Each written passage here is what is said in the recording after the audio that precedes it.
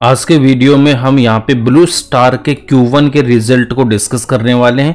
अब यहाँ पे आप देख सकते हो कि इसके Q1 के रिजल्ट की जब मैं बात करूंगा तो जून 25 में इसकी जो सेल्स है इसको कंपेयर करेंगे जून 24 से। तो जून 24 के सेल्स के कंपैरिजन में जून 25 में सेल्स यहाँ पे इंक्रीज हुई है।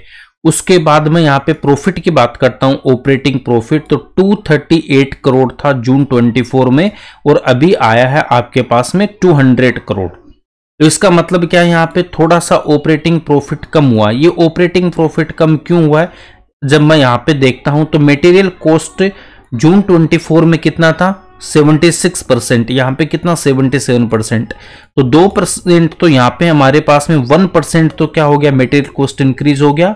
एंड मैं एम्प्लॉयमेंट कॉस्ट देखता हूं तो वो भी यहाँ पे 1% इंक्रीज हुई है। देन उसके बाद आप अगर यहाँ पे देखो मार्जिन की बात करते हो, यहाँ पे 8% थे, यहाँ पे 7, तो ये भी 1% डिक्रीज हुआ है। अदर इनकम यहाँ पे 24, यहाँ पे 16 थी, तो यहाँ पे अदर इनकम भी इससे कम है। इंटरेस्ट यहाँ पे 8 था, यहाँ पे 10 है, इंटरेस्ट भी यहाँ पे इंक्रीज हुआ है। और डिप्रेशिएशन ये किसी को देना नहीं होता, यहाँ पे 41 है। इसका मतलब क्या, देखो अगर मैं प्रॉफिट बिफोर टैक्स देखता हूं तो यहाँ पे 226 के अगेंस्ट में 163 करोड़ आया है। और अगर नेट प्रॉफिट 170 को लेता हूं तो ये कितना 120 हो गया।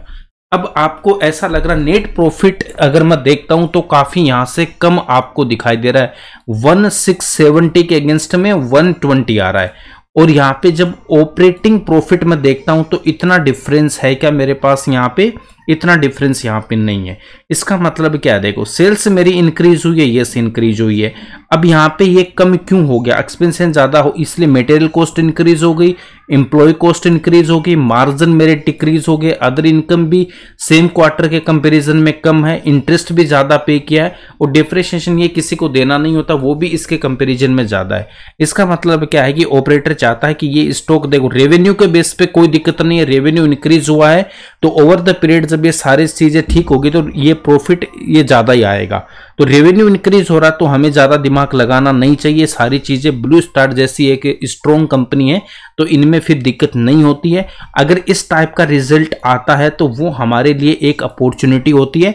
अगर मैं इसके यहाँ पे चार्ट की बात करता हूं तो अभी मैंने यहाँ पे 9 या 10 तारीख को मैंने यहाँ पे 9 या 10 जुलाई को एक वीडियो बनाया था, ठीक है, ऑलमोस्ट 1 महीने पहले। तो वहां से स्टॉक के 5% ऊपर जाता, फिर ये नीचे आता है और यहां से वापस ये रिवर्स होता है। अगर इस रिजल्ट के बेस पे ये स्टॉक अगर कल को थोड़ा सा और भी डाउन आ जाता है इधर यहां तक, तो ये सब हमारे लिए बाइंग जोन है।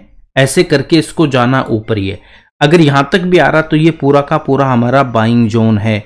अगर ऑपरेटर इसको अगर यहीं से ऊपर ले जाएगा तो भी हम कुछ नहीं कह सकते, ऑपरेटर के पूरे हाथ में होता है। अगर वो रिजल्ट देखो रेवेन्यू अच्छा है तो वो हो सकता है यहां से ले जाए। अगर कल को नीचे भी आ रहा तो ये हमारे लिए बेस्ट अपॉर्चुनिटी है, हमें टेंशन नहीं लेनी। अगर पहले हमने कहीं यहाँ पे बाई किया हुआ है तो अगर 10% डाउन आए तब एवरेज करना, उससे पहले नहीं करोगे। और एवरेज सेम अकाउंट में नहीं करना, दूसरे अकाउंट में आपको फ्रेश बाइंग करनी है। मिनिमम 10% डाउन होना चाहिए, वो 11, 12, 13, 15, 20 कितना परसेंट भी हो सकता है।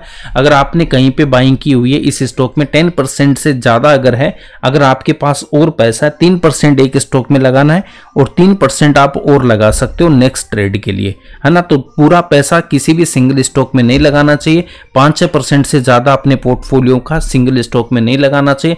कभी कभी क्या होता है अच्छे स्टॉक भी चलने में टाइम ले लेते हैं, क्यों ले लेते हैं, वो सारा ऑपरेटर्स के हाथ में रहता है, कब किस स्टॉक को ऊपर लेके जाना, कब नीचे लेके जाना है। तो यहां से ये मेरा इसका व्यू था। बाकी आपको डिटेल वीडियो जो मैंने पहले डाल रखा उसको जाके देख लेना, क्या बिजनेस है, क्या फंडामेंटल्स है, क्या इसका फ्यूचर रहने वाला, सारी चीजें वहां पे डिस्कस की हुई है। कोई भी डिसीजन अगर आपको लेना उससे पहले अपनी रिसर्च के बेस पे आपको और बाई करना या फिर इसको होल्ड करना, सेल करना, आपको अपना डिसीजन अपनी नॉलेज के बेस पे लेना है। मेरा जो व्यू था वो मैंने यहाँ पे दे दिया। आई होप अगर आपको वीडियो अच्छा लगा तो लाइक करना, शेयर करना, और इस चैनल पे नए हो तो प्लीज सब्सक्राइब जरूर करना। मिलते हैं नेक्स्ट वीडियो में एक नए स्टॉक के साथ। Thanks for watching this video.